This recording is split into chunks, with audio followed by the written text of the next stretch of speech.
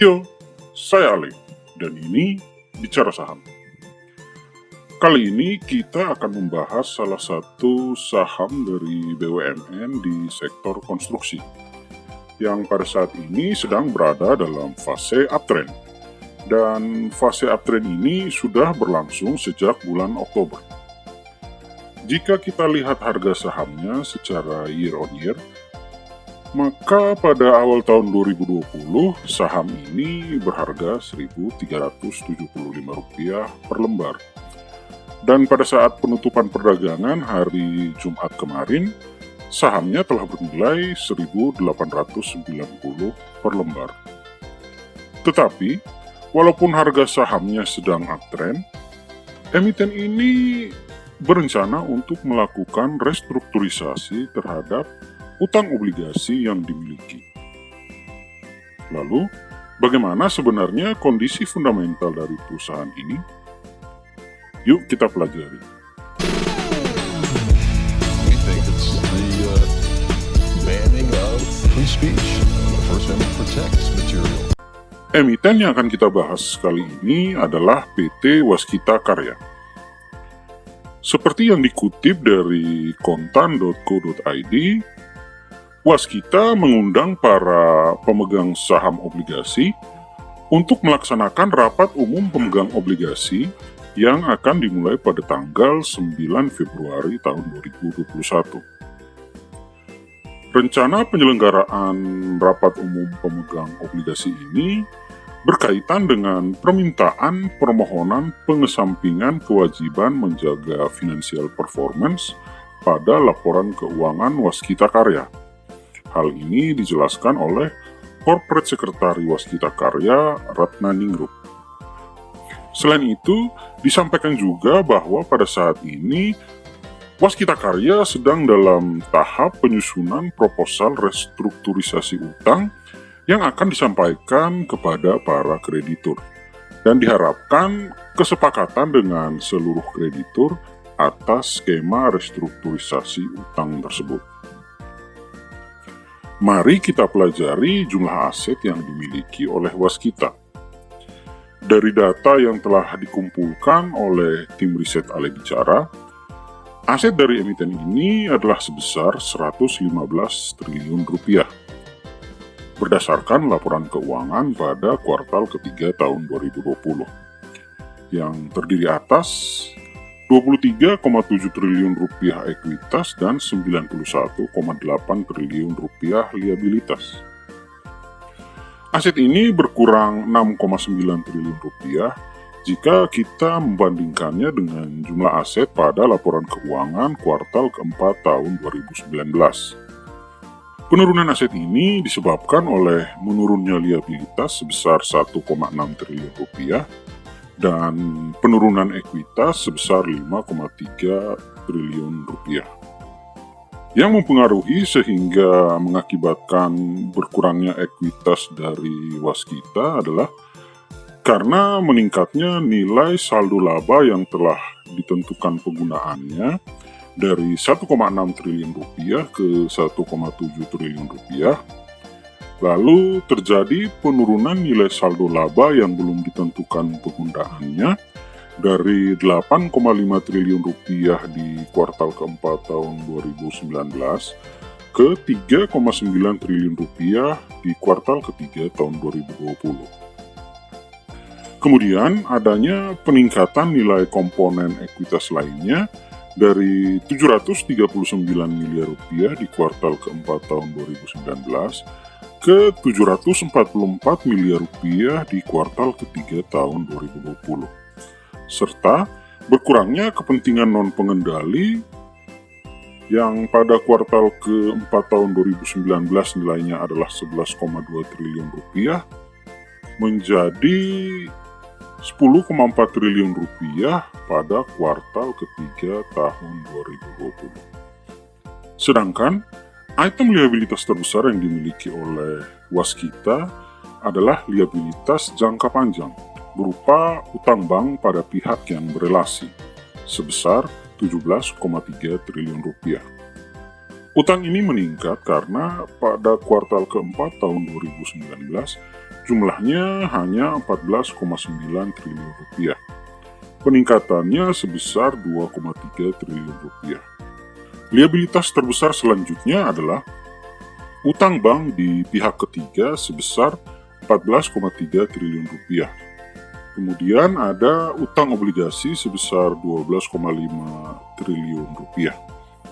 Dan untuk utang jangka pendek, jenis liabilitas terbesar dari Waskita adalah utang usaha sejumlah 12,9 triliun rupiah. Jumlah liabilitas ini meningkat 529 miliar rupiah jika kita bandingkan dengan kuartal keempat tahun 2019, yang mana jumlah totalnya adalah 12,3 triliun rupiah.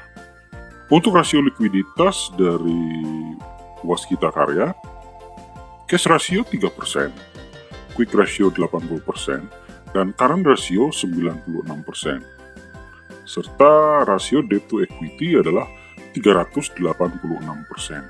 Ini berarti jumlah kas dari Waskita sangat kecil dan bahkan total aset lancarnya belum dapat melunasi seluruh utang jangka pendek yang menjadi kewajiban dari perusahaan. Dan untuk total hutangnya juga sedikit mengkhawatirkan karena jumlah utang dari Waskita sudah lumayan besar, yang mana sebesar 386% dari total ekuitas yang dimiliki perusahaan. Serta persentasi jumlah debt to equity ratio ini memang masih lebih kecil dibanding persentasi rata-rata debt to equity ratio dari Waskita dalam 13 tahun terakhir, yang mana adalah 491%. Revenue dari Waskita pada tahun 2019 adalah 31,3 triliun rupiah, yang terdiri dari jasa konstruksi 28,6 triliun rupiah, penjualan precast 1,9 triliun rupiah, pendapatan jalan tol sebesar 488 miliar rupiah, pendapatan properti 215 miliar rupiah, penjualan infrastruktur lainnya 51 miliar rupiah, pendapatan hotel 42 miliar rupiah, dan pendapatan sewa gedung serta peralatan sebesar 1,3 miliar rupiah. Sedangkan untuk kuartal ketiga tahun 2020 ini, revenue yang dikumpulkan oleh Waskita hanya 11,7 triliun rupiah. Revenue ini menurun 10,2 triliun rupiah jika dibandingkan dengan revenue di kuartal ketiga tahun 2019, yang mana sebesar 22 triliun rupiah. Yang terbagi atas, jasa konstruksi menurun dari 20,2 triliun rupiah ke 10,6 triliun rupiah. Penjualan precast menurun dari 1,1 triliun rupiah ke 129 miliar rupiah.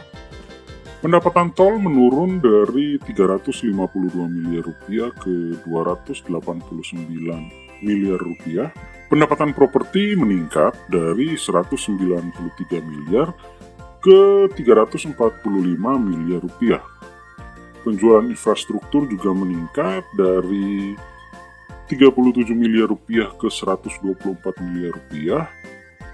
Pendapatan hotel menurun dari 30 miliar rupiah ke 17 miliar rupiah. Dan pendapatan sewa gedung serta peralatan yang menurun dari 854 juta rupiah ke tidak ada pendapatan sama sekali.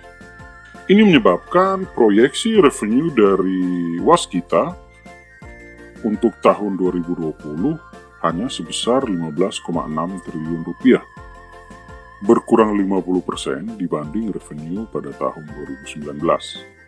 Dan potensi penurunan revenue ini adalah sebesar 15,7 triliun rupiah. Pada kuartal ketiga tahun 2020, Waskita menderita kerugian bersih yang mencapai 2,6 triliun rupiah. Ini berbanding terbalik dengan kuartal ketiga tahun 2019, yang mana telah mencatatkan laba sebesar 1,1 triliun rupiah. Hal yang menyebabkan terjadinya kerugian pada Waskita adalah pendapatan yang berkurang, beban pokok pendapatan yang meningkat, pendapatan bunga yang berkurang, pendapatan lain-lain yang menurun, beban lain-lain yang tinggi, beban keuangan yang meningkat, dan menderita kerugian dari usaha, entitas asosiasi, dan ventura bersama. Oleh karena itu, maka proyeksi kerugian dari waskita untuk tahun 2020 adalah 3,5 triliun rupiah. Proyeksi laba bersih ini berkurang 4,4 triliun rupiah dibanding laba bersih pada tahun 2019. Untuk value dari waskita sendiri, per akhir kuartal ketiga tahun 2020, ekuitasnya adalah 23,7 triliun rupiah. Harga sahamnya Rp498 per lembar.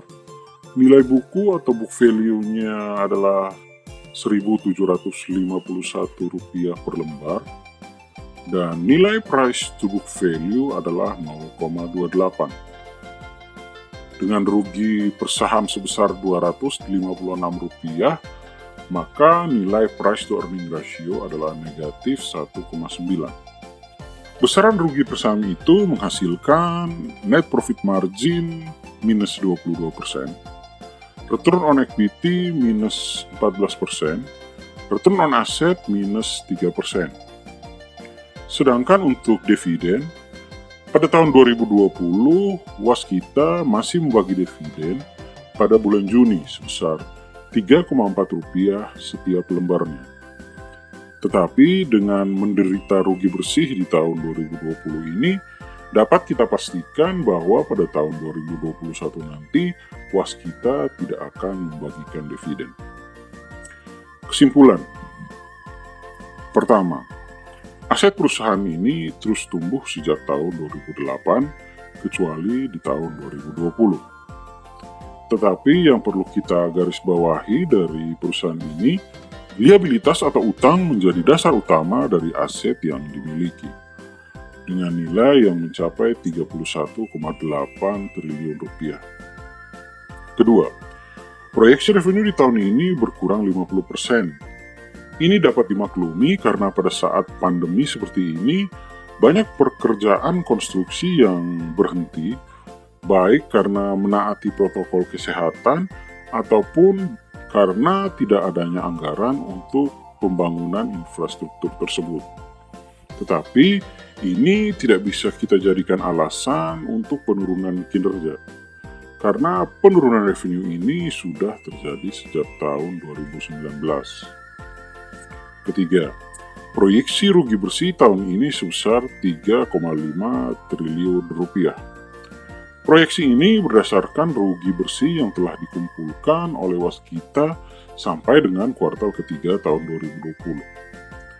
Mungkin saja ini yang menjadi penyebab akan diadakannya rapat umum pemegang obligasi atau RUPO, karena dengan adanya kerugian, maka perusahaan tidak akan sanggup lagi untuk menjaga rasio keuangan sesuai dengan yang telah diisyaratkan. Keempat, utang dari waskita tergolong besar, mencapai 386% dari total ekuitas yang dimiliki.